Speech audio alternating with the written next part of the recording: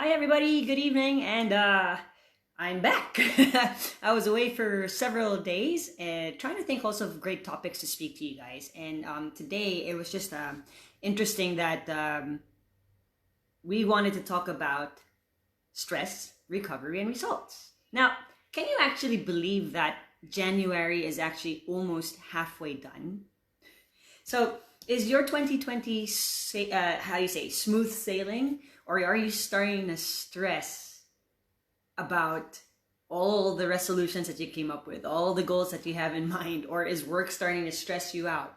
Is getting to the gym also one of those things that's starting to stress you, saying you don't have time, right? Now, if you think of it, is life in general at this point catching up with you and saying, oh my gosh, I'm too stressed? So today I wanted to talk about three main things for you guys: stress, recovery, and results. Now, stress is something that we can talk about as one whole topic, but I wanted to tell you what it was, how it's connected to exercise. Now, everybody actually wants to get results, whether it's results in the gym, results at work, results at home.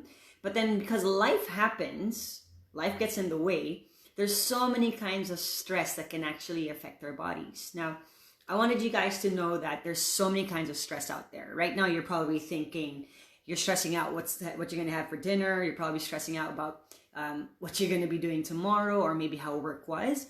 But if we look at it, stress can be like psychological, things that you think about. It can also be emotional, how you feel, work, career, finances, your family, relationships, right? If you're grieving, if you're sad or anxious, those are forms of stress. Okay, now physically or physiologically, lack of sleep is stress. If you like watching Netflix, or if you're on your phone till wee hours in the morning, that's a stress to your body, right? If you have an injury, or if you're not feeling well, this is a stress to the body as well. And when we get stressed, this puts some hormonal imbalances to the body, and that is another form of stress again, and it could lead to stress in the stomach. Okay, so if you think of it, life is full of stressors, right? And it just depends on how we react to the stress and what we do with it. Okay, now why am I bringing this up? Because as a coach, or as a client, or an enthusiast who likes working out, it's important to know that exercise is actually a form of stress as well. Okay, so hang on, Rika, we're being asked to exercise, and you're telling me exercise actually stresses the body? Yes, in a good way. Now, listen up. To get results, to be able to lose weight, or to be able to change your muscles, change your body, you have to stress it in a good way, right?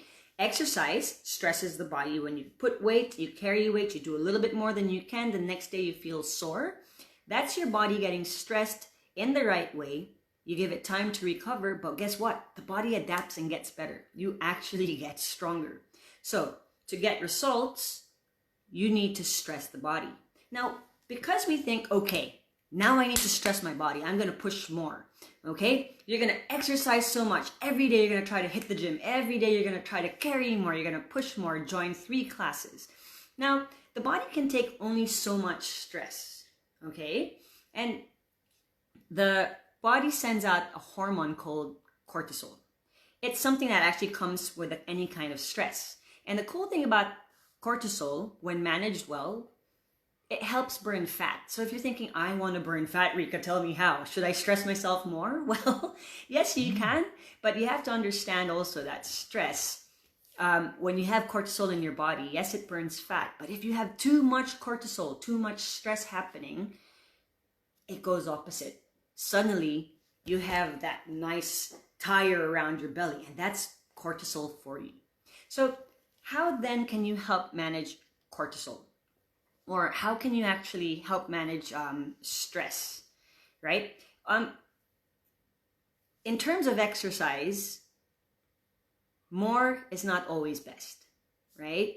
If you missed today's session because you're actually tired, or you had a long meeting, don't be too hard on yourself if you missed it.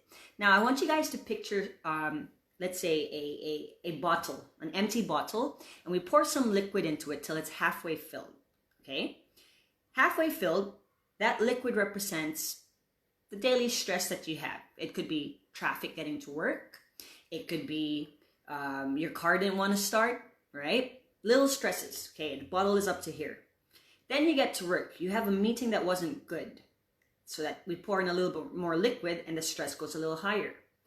You have to go to the gym. Stress goes higher because you got stuck in traffic. You're a little hungry. Stress goes a little higher. You're about to hit the tip of the top of the bottle, and then you add exercise to that. So what happens is your body is already stressed. Cortisol is already high. And then we put exercise, which is a form of a different kind of stress. So rather than the body being able to do better, cortisol goes high and it becomes counterproductive, where we start producing, we end up getting fats around the belly. So what I'm trying to get here is, if your goal is to try to lose the belly fat or to try to lose weight, when you exercise, think about going moderate. Think about stressing the body right. But remember, I said 3 things I wanted to talk about: stress, recovery, and results. In order to get to results with the right amount of stress, we need recovery. Now, recovery, guys, is the magic part of the equation. Rest could simply mean sleeping more, right? Rest could simply mean just taking a break, foam rolling. Rest, if your tummy is always acting up, rest could be staying away from the food that stresses you, being more mindful of how you feel with certain foods that you eat. Okay, so why I'm saying this is, at this point, people are already starting to think, oh my gosh, it's already 2 weeks into January and I haven't gotten closer to my goal. Don't be so hard on yourself. Think about things that you can do, small things that you can do to get yourself a little closer. And if you need to take a break, take it, listen to your body, be kind to yourself, and then get back on, right? Because the stress that we put on our body can only handle so much. So if you're really, really wanting to be able to get results with exercise, or probably anything in terms of life, kind of slow down, take a break, and again, get back up when you're ready. Because the more and more you push yourself, the more you also break down, right? Our body's a beautiful machine. It will adapt with what you give it, but again, it can also break down. So I can't emphasize enough how much we need to recover to be able to get results.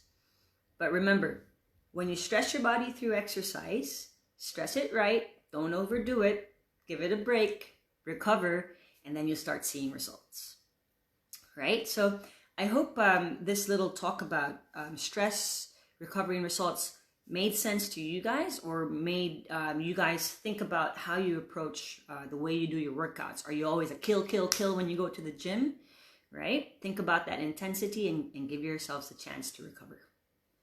Any questions you have about this little talk I've had, or if you have any feedback, or if you want a little bit more talks like this, let me know. I'd love to hear it. And guys, thank you again for watching. I'm looking forward to see you guys again next week. So weekends we'll take a break and then I'll come back on Monday again. Let me know your topics. Have a good night and a lovely weekend, everybody. Bye.